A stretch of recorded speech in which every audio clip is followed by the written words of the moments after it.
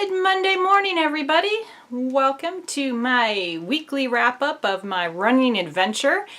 I know it's been a hot minute since I recorded. I missed last week. I am so sorry about that. Instead of recording a video, I got to call the plumber. And it went downhill from there. So last week was an adventure unto itself. I didn't get a whole lot of running in, but I did want to update you on a few things and let you know I'm going to have an announcement at the end about running and about Disney, so stay tuned for that. Let's get on with it. Well, like I said last week, a video did not get recorded, so real quickly, the week before that, I honestly don't remember how much mileage I got in. I have it written down, but it's kind of all a blur in that pre-turkey Thanksgiving brain. Last Monday, Tuesday, and a little bit of Wednesday, I didn't have any running water, and I just couldn't face the fact of running and then coming home and not being able to shower. We could shower, but somebody would go down and turn the water on and then come back and you'd shower and then go turn the water off. But I'm a big chicken. I am not sticking my hand in there to turn the water on and off for the house. So I wasn't going to do it. So last week with that and Thanksgiving, I really didn't get a whole lot of mileage in. I did get to run, I believe, on Friday and on Saturday. So I did get some running in. I'm running a lot more over walking. I'm doing a lot more running, so that is a really good thing. I'm feeling more and more in shape. I'm able to do 3 and 4 miles at a time. Where I started out, I was only doing like 1.5 miles, 1.6 miles, 1.8 miles. So I can feel myself getting in better shape. I have not weighed myself and I have not taken my measurements, but I am having the issue with I'm finding I need to wear a belt with my pants, which is a good sign that if I'm not losing weight, I'm at least losing inches. So we'll see how that works out. But there is one thing that I did want to talk to you about. Not this past week, but the week before. So the video I didn't get to update. I did want to talk to you about runners and personal safety. I actually had an incident happen that I had to call the police. We live in a very, very small town. It's really small. And I was actually running in town. I ran out and I ran by an elementary school, actually 2 elementary schools and the high school. I was actually coming back into town where we actually live. I don't live in a subdivision per se. I live actually in town and there's houses all around me.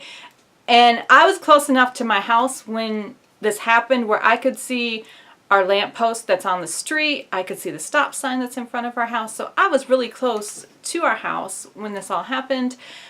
I only wear, when I'm running, I wear one earbud. I keep the other one, kind of like dangling, so I can hear what's going on. That is a huge personal safety thing.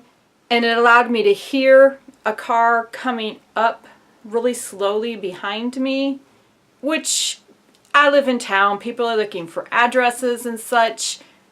And he went by me and then turned around, did a U-turn basically in front of my house and then parked in front of the neighbor's house across the street. And I'm thinking, okay, somebody's visiting them, that's fine.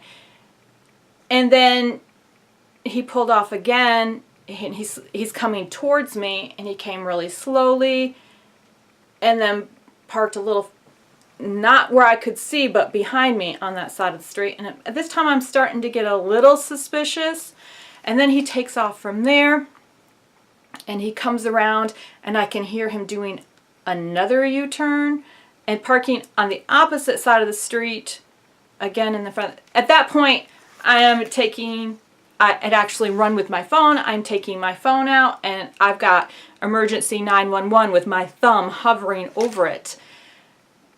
I can see my house at this time. I did not want to run towards my front door because I really didn't want him to know where I lived.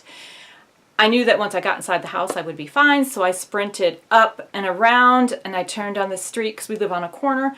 I turned on the street and I came around and I came in the back door.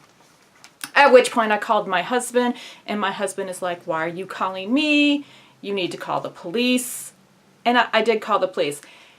And they gave me a couple words of advice, and I want to pass those words of advice along to you. I live in town. It's not like I live out in the country. I live in town. And my daughters, who are 21 and 22, walk on the street all the time. And this really, I'm just like, I may not be so concerned for my safety, but I am concerned for the safety of my children. And like I said, I live really close to an elementary school and to the high school. There are kids walking, to and from school. The neighbor across the street has small children, and this really worried me. So when I called the police, they said, always, always run with your phone. The first thing you do is you take your phone out and you get a picture of that license plate. More than likely, if they see you with your camera, your phone out taking a picture, you will never see them again. He also said, at any point, if you feel unsafe, call 911. Don't worry about trying to, that you're imagining things. If you feel unsafe, call 911, especially in a situation like that. He said it's no problem to call 911 so you will be safe. I knew once I got inside, I had the dogs here.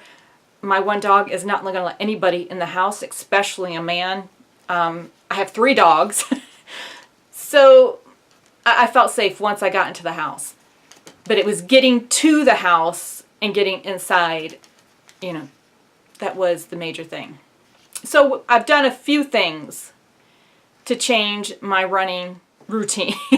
For starters, I'm always taking my phone now. Before, I was taking my Apple Watch. I don't know why on that day I took my phone. I can't quite remember, but on that day I actually did have my phone. Like I said, I did take it out and I was ready to call 911. All I had to do was push my thumb down. There are apps on your iPhone that Feeling Safe. My daughter has it, and I have since then downloaded it. I believe it's called NOM, and you actually, you bring up the app and you hold your thumb down, and if you lift your thumb, you have to put in a password, a PIN number. If you don't, it immediately calls 911. So there are apps like that you can take that I would advise you that if you are running, especially if you're a woman by yourself and you're running, to put one of those apps on your phone. I never like running with my phone. I know some running gear have pockets in them, but I never really kind of liked that. And fanny packs. Don't even get me started on fanny packs. I'm a big enough woman. I don't need a fanny pack.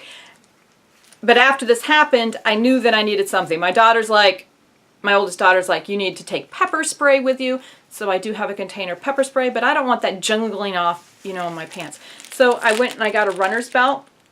This is really nice. It's elastic, so it fits tight to you. This one actually has 2 zippered pockets, which are waterproof. And they're quite large compartments. I've tried my husband has a Plus, but his iPhone actually fits in here. So you just put it in here and you zip it closed. I have one, and then I have my pepper spray I can put in here. But it conforms to it holds it really tight to your body, so it's not that, jingling thing. So I really like that. I'll put the link to this below. I really like this one. Of course I did, because it's purple. But this allows me to carry my phone, ID, and now my pepper spray. I hope that I never have to use that, but I would rather be safe and protected. And like I said, we live in a small town, a really, really small town. And I never thought it was an issue since this happened. I was talking to the plumber's assistant, go figure. And he also lives on the same street that I do, and it's happened to his granddaughters. So, in closing, always be aware of your surroundings. Don't put 2 headphones on and be zoning out to the music so much that you can't hear that car or that bicyclist coming up behind you, or a person on foot. You always want to be aware of your surroundings.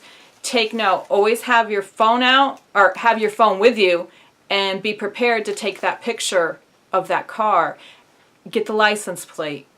Don't hesitate to call 911 if you're feeling at all threatened or uncomfortable, or if you are out there, especially if you're a woman, but if you're a man too, I'm sorry, it can happen, especially if you're a young woman. Please be aware of your surroundings. Take steps to protect yourself. Download the app. Run with pepper spray. Do whatever you have to do to keep yourself safe. On a brighter note, This Friday is the day that I set to register for the virtual Star Wars run at Disney. I wanted to make sure that I could actually do this. I think the virtual run, you have to do the half marathon anywhere between January 1st to March 31st. I'll check on those dates. I'm going to do a short video on Friday showing you that I've actually done it, that I've actually registered for the Star Wars virtual run. I'm going to post the link below. So if you want to join me on the Star Wars virtual run, that you can do so. I can't wait. That's going to be my first actual event. I'm going to try to do some spring events here in Austin. We will see how the virtual event goes first. It's going to be fun, and I can't wait to do that. After that, I'm going to see what other Disney events I'm going to register for and see how that works into our schedule. So I will see you on Friday. I hope you're having a great week. I hope that if you are training, you are taking your personal safety first and foremost. I hope that you're getting out there and getting some mileage and running all those turkey and all those pies. And in my case, I ate a whole lot of cranberry salad. Got to run off those calories. So until next time, go out there and do something great and have a magical day.